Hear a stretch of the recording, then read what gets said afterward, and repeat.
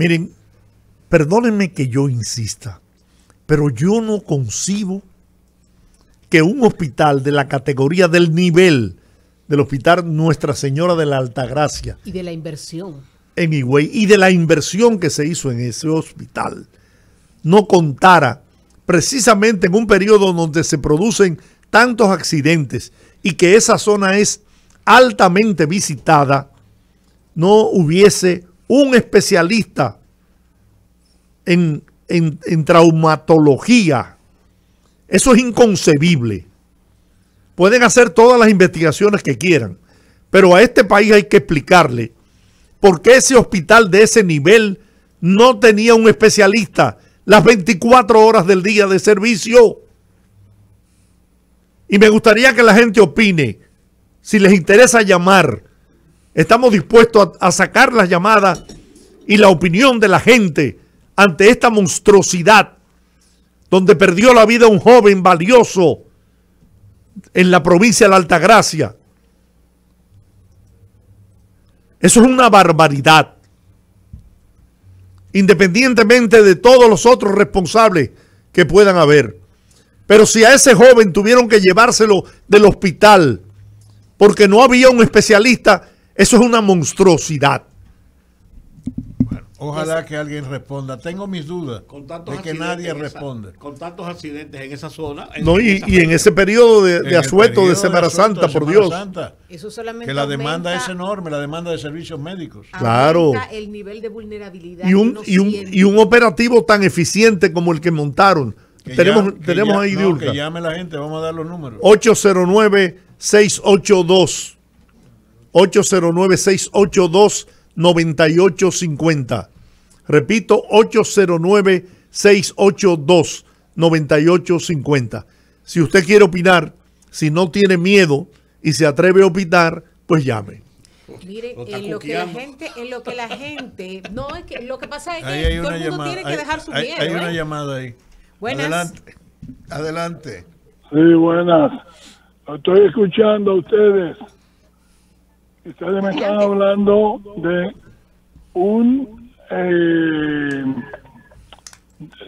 un hospital público, creo que fue. Sí.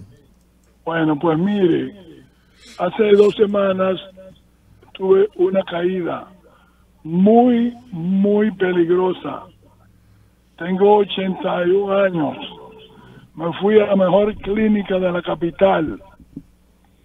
Lo que hicieron fue ponerme yodo en una rodilla y no se fijaron que tenía el antebrazo explotado por el golpe que me di. No se fijaron en eso, no lo limpiaron, no hicieron nada y me cogió infección. También se me fracturó por la caída, se me fracturó el hombro derecho.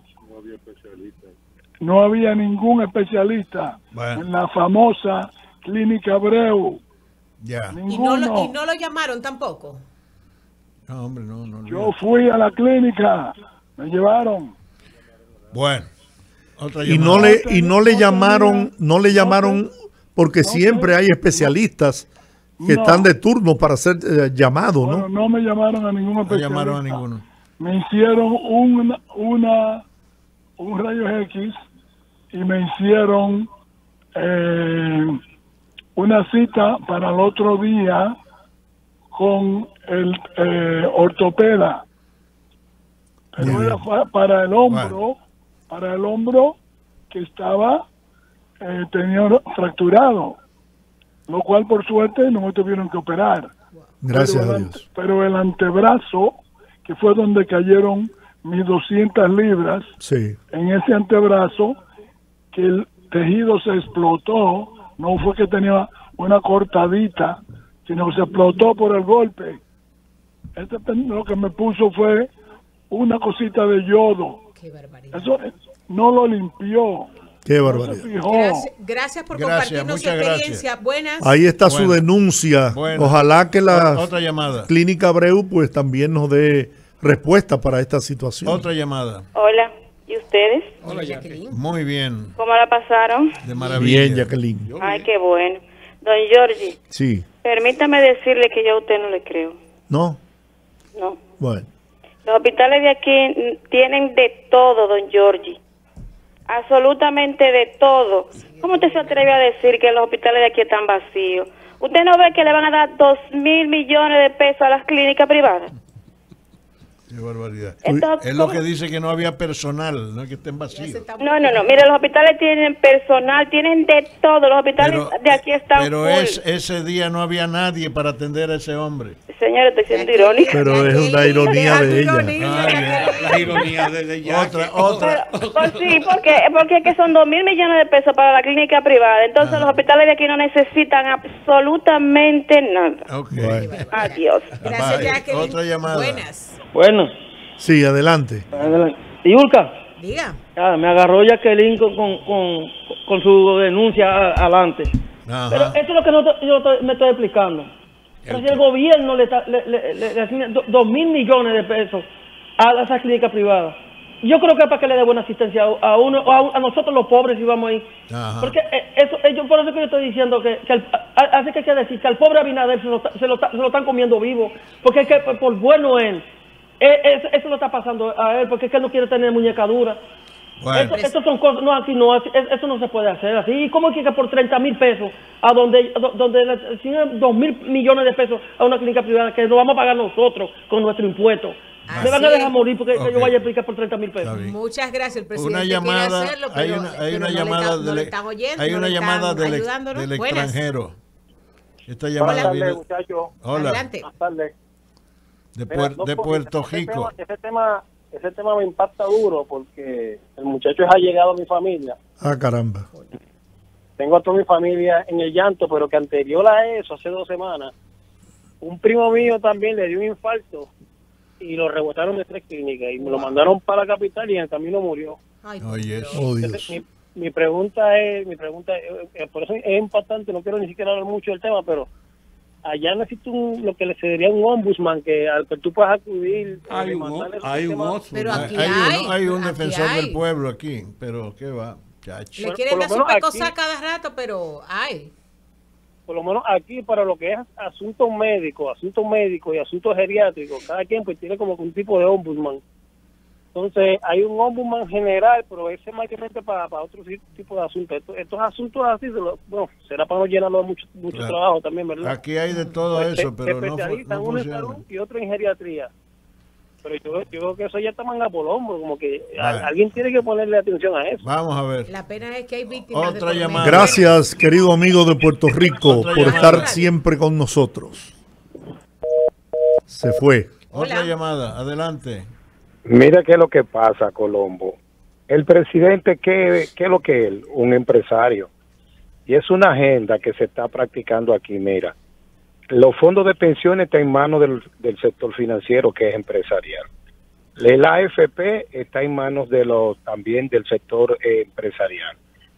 La clínica más importante de Santiago en términos de infraestructura, que es el HOMS, acuérdate que ese centro quebró cuando el gobierno de Hipólito, y Leonel le dio 20 millones de dólares o 10 millones de dólares y se 25 restableció. millones de dólares. Exactamente. Entonces, en terreno del Estado Dominicano, Sedimat y la Plaza de la Salud, que es uno de los hospitales más avanzados del país, el terreno es el hipódromo Perla Antillana.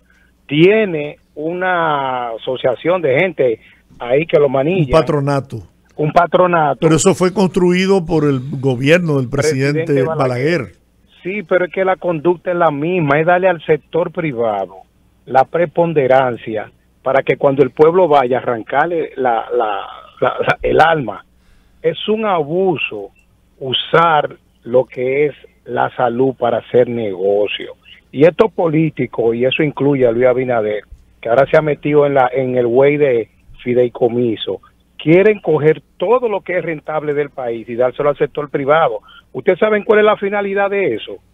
Que cuando una empresa extranjera o un gobierno extranjera quiera negociar una parte del país, no va a tener que hacerlo con el presidente ni con el Congreso, lo va a hacer con ese sector. Gracias, y ese sector buenas. Gracias, buenas. Esta se cayó. Se cayó eso. No, de eso es. Vamos a esa. Ya se desclavó. Ahí hay una ya. Buenas. Buenas. Adelante. Sí, buenas tardes. Buenas tardes. Pero una pregunta. El Estado Dominicano no le da subvención tanto a universidades privadas como a clínicas privadas. Entonces, ¿por qué eso no se remite hacia la población? Cuando una persona, ¿a cuántos jóvenes prepara una universidad privada? ¿A cuántas personas tiene una clínica privada? Que no sea con el factor dinero. Mire, yo voy a suscribir lo que dijo el periodista Miguel Guerrero, que participa en el programa que nos antecede, ¿no? De 4 a 5 de la tarde, en el que él pide al gobierno un decreto que obligue tanto a las clínicas privadas como a los hospitales a prestarle atención médica a cualquier ciudadano que llegue a un centro médico público o privado, sin importar su clase, su condición social, sin importar si tenga seguro o no lo tenga. Señores, es que no se puede jugar con la vida de los seres humanos. Eso es un acto de inhumanidad, es un acto criminal, es un acto criminal de gente sin conciencia. Yo suscribo ese pedido que hizo Miguel Guerrero. Debe obligarse, no mediante una ley, porque eso se tomaría meses, quizás años, un decreto presidencial obligando a las clínicas privadas y a los centros médicos públicos también a que presten atención a los ciudadanos que lleguen a los centros de salud sin importar el que no tengan seguro. Bien, vamos, hay una llamada. Hola. Buenas tardes. Esta es la ley. Buenas tardes. Buenas tardes. Equipo. Fíjense una cosa, aquí todo lo quieren politizar. Ese señor que habló de la privatización, pero el primer habló de que Lionel aportó 20 millones, pero el privatizador fue Lionel, porque ¿quién fue que acabó con toda la empresa del Estado? Daba gusto caminar por la Máximo Gómez para que usted vea toda esa chimenea funcionando. Fíjense, aquí hay un problema. Aquí hay varios sectores que quieren hacer daño. Y eso es indiscutible. Abinader tiene que preparar un equipo y darse cuenta de todos esos sectores que le quieren hacer daño. Porque eso de trasladar un paciente de un hospital público, eso es inhumano. Porque se supone que si usted recurre a un hospital público, es porque usted carece de muchos recursos para ir a una clínica. Entonces, ¿cómo usted lo rebota? Y mire la dificultad. Ese equipo del 911 no está funcionando como funcionaba. ¿Por qué? Porque era el mismo equipo que manejaba los vehículos, que iban los paramédicos en la ambulancia, es el mismo equipo que estaba anterior. Entonces, se le está pagando mejor.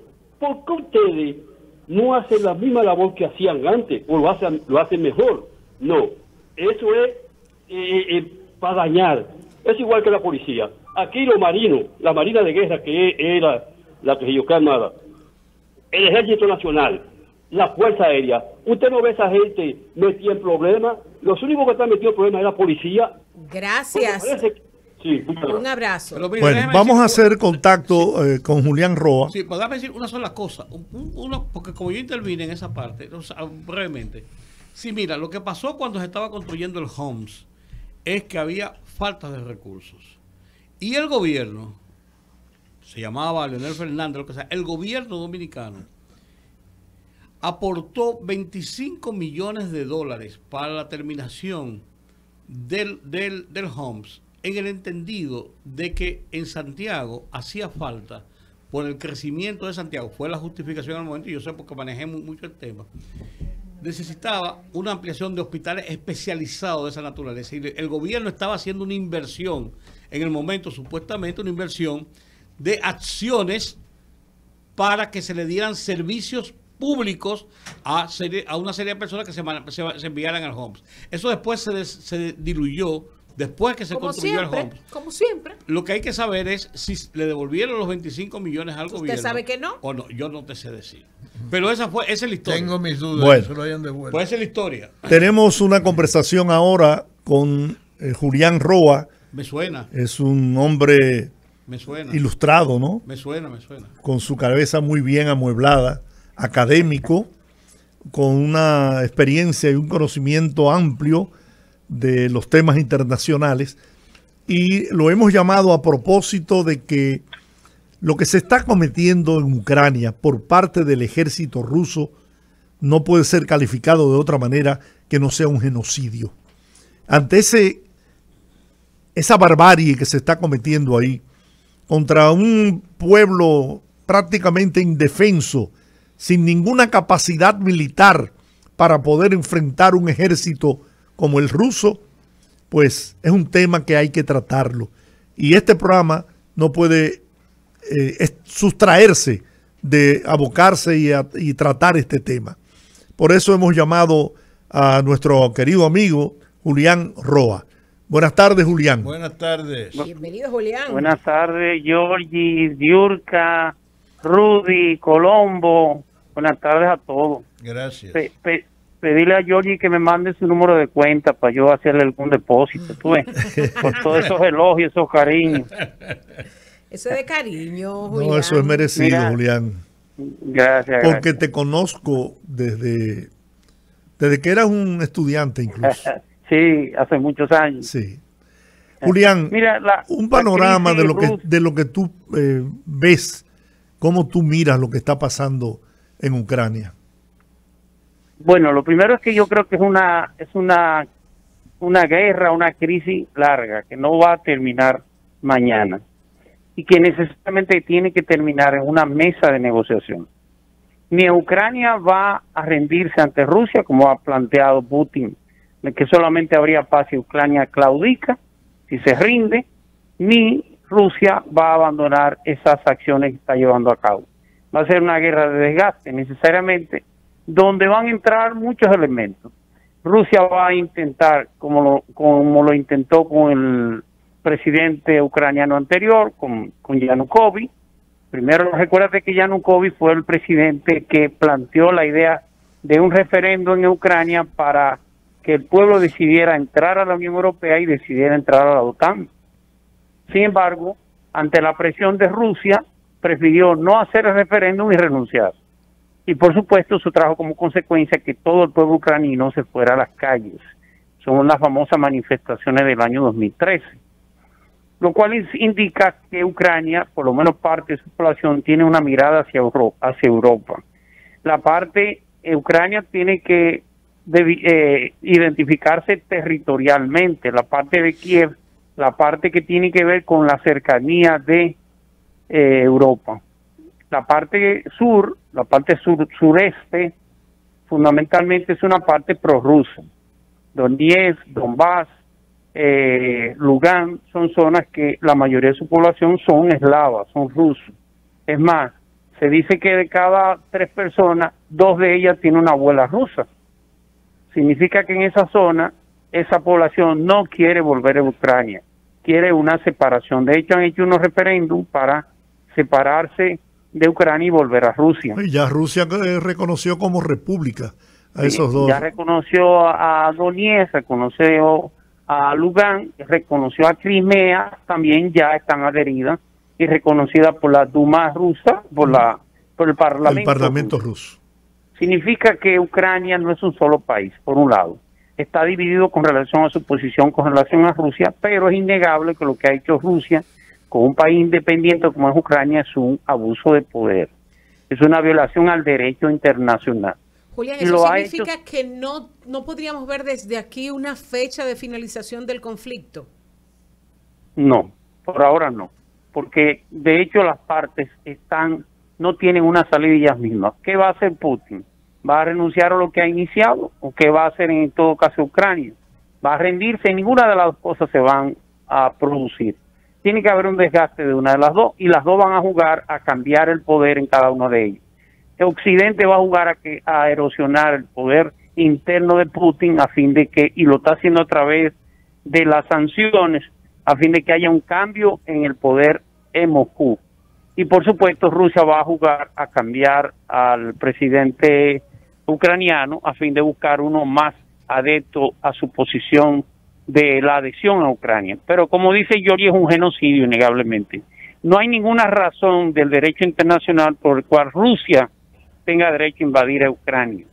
La idea de lo que se plantea es la entrada de Ucrania a la OTAN, que sí es cierto que si Ucrania entra a la OTAN, igual que Georgia, serán prácticamente los dos últimos países de la que era la antigua Unión Soviética, países satélites, en formar parte de quien ha sido el enemigo tradicional de Moscú y sobre todo la antigua Unión Soviética, que era el Tratado de Atlántico Norte.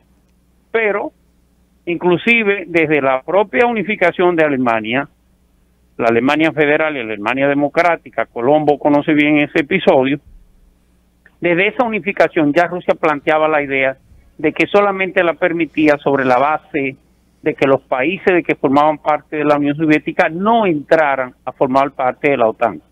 Estamos hablando de finales de los años 90. Sin embargo, de alrededor de 13 países, 11 de ellos ya forman parte del Tratado Atlántico Norte, incluyendo a Polonia, que es donde estaba la sede del Pacto de Varsovia.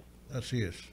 Es un asunto de lo que los rusos llaman, o los tratadistas llaman el Lebensraum, el poder vital, el espacio vital. Rusia entiende que está siendo cercada por Occidente, pero la forma como ha intentado evitar eso es una forma en base a las armas, a la violación al derecho internacional. Me parece que al final eso no va a tener resultado.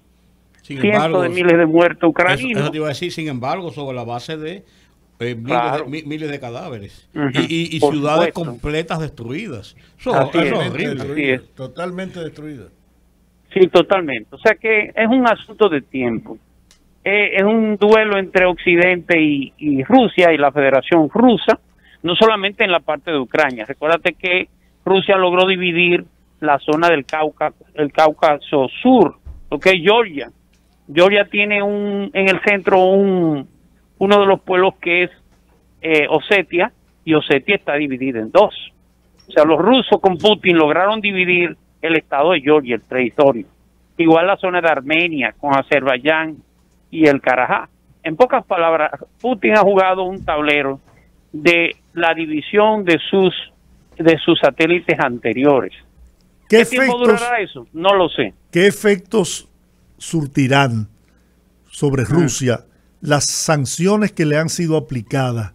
Que, a decir incluso de la directora del Banco Central ruso, del Fondo Monetario Internacional, ¿no? y la gobernadora del Banco Central ruso, dijo que la economía en el próximo cuatrimestre se verá altamente afectada.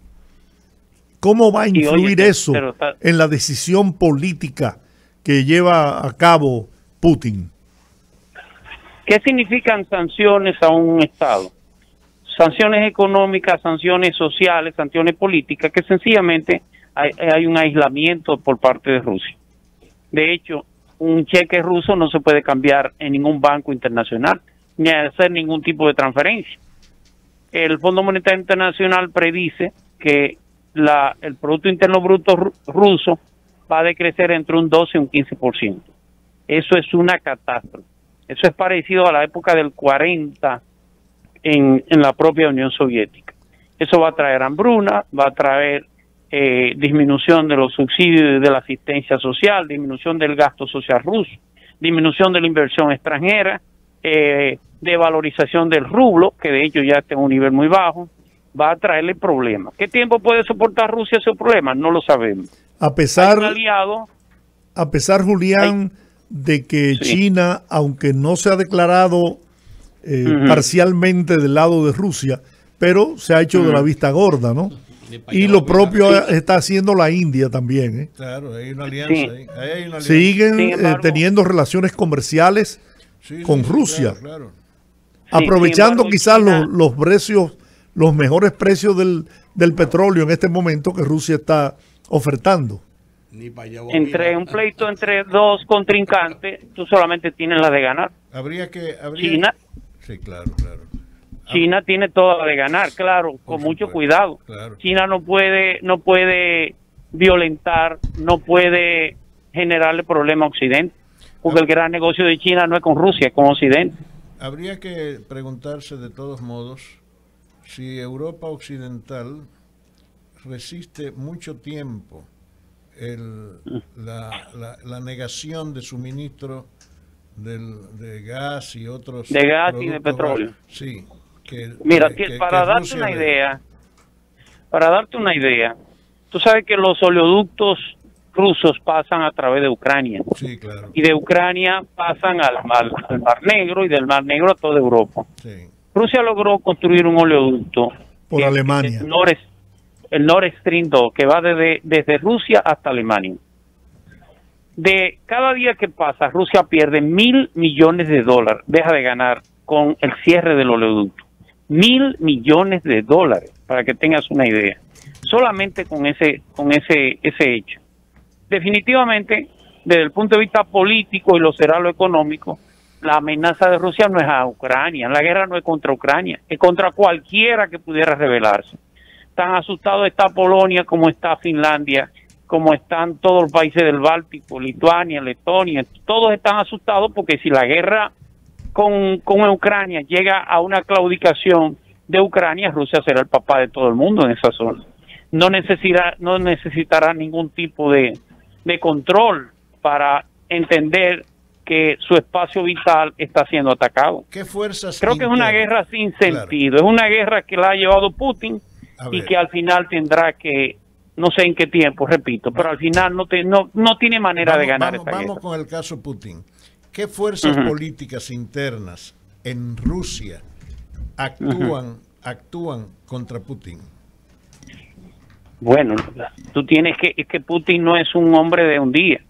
Acuérdate que Putin comienza en los años 80 como mayor del ejército ruso y como director de la KGB en Alemania. Ok, pero hoy, ¿qué fuerzas políticas contrarias tiene? Muy pocas. Putin ha eliminado toda la oposición económica, financiera y política en Rusia. Toda, absolutamente. La Duma o el Parlamento ruso es una hechura de Putin. Claro que el apoyo de Putin ha sido el crecimiento de la economía rusa. El Occidente, en cierto modo, ha sido muy benévolo con Putin. Bueno, tú viste los amores de Bush con Putin y los amores de Donald Trump con Putin. Sí. En la medida que esa economía no siga creciendo igual, y en la medida que el ruso no vaya teniendo los mismos beneficios, el tema político sí le va a importar. Hasta ahora no. Putin lo ha llenado de gloria y de prestigio. Putin es como un Pedro el Grande moderno.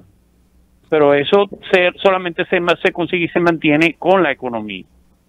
Será un tema de tiempo, pero me parece que, como dijo Giorgi, es un genocidio. No creo que nadie sea capaz de encontrarle razones positivas a esa intervención. Y creo que al final tendrá que terminar en una claudicación, no de Ucrania, sino de los principios rusos, de esa idea de que ellos deciden todo lo que tiene que ver con su entorno. ¿Tú piensas, Julián, como has dicho, que la salida es en la mesa de las negociaciones? Sin embargo, sí, claro. Sin embargo, hasta ahora esa mesa existe, pero los que actúan en ella son Rusia y Ucrania y no han encontrado una salida. Lo que pasa Turquía, es que Turquía se ofreció y participa como mediador. Giorgi, en esa crisis todo el mundo está sacando un pedazo. Occidente ha aflojado la presión hacia China con relación al yuan, a su moneda. La presión que tenía Occidente para una revalorización del yuan sencillamente la ha soltado, buscando que China no apoye totalmente a Rusia o sencillamente se sume a los grupos de oposición, por un lado. Turquía anda buscando mayor nivel de preponderancia en esa zona del Cáucaso. Recuérdate que la zona del Cáucaso, que es la zona que tiene que ver con Armenia, con Georgia, con Azerbaiyán, con toda esa zona ahí, es una región eminentemente musulmana. Sí. Entonces Turquía tiene una gran hegemonía sobre esa zona. Los países árabes, en el caso de Irán y de Arabia Saudita, aunque parecen dos enemigos contrapuestos, hay una gran población rusa musulmana. Por lo tanto, esos países buscan de una manera u otra tener un mayor acercamiento en lo que tiene que ver con la economía rusa. Y en el caso de África, por ejemplo, de los países africanos, muchos tienen una relación muy estrecha con Rusia. Putin ha sido realmente un Pedro el Grande en términos de las relaciones internacionales. Pero en el caso de Arabia Saudita, ¿no se supone que es un aliado de Occidente, de Estados Unidos? Aliado político, pero no religioso. Son dos cosas distintas.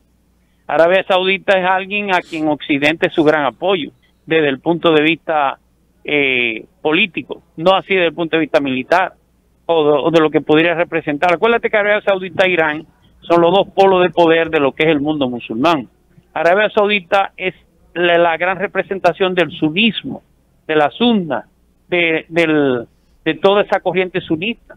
Sin embargo, Irán es la representación del chiismo, del shialí, ¿verdad? Sí.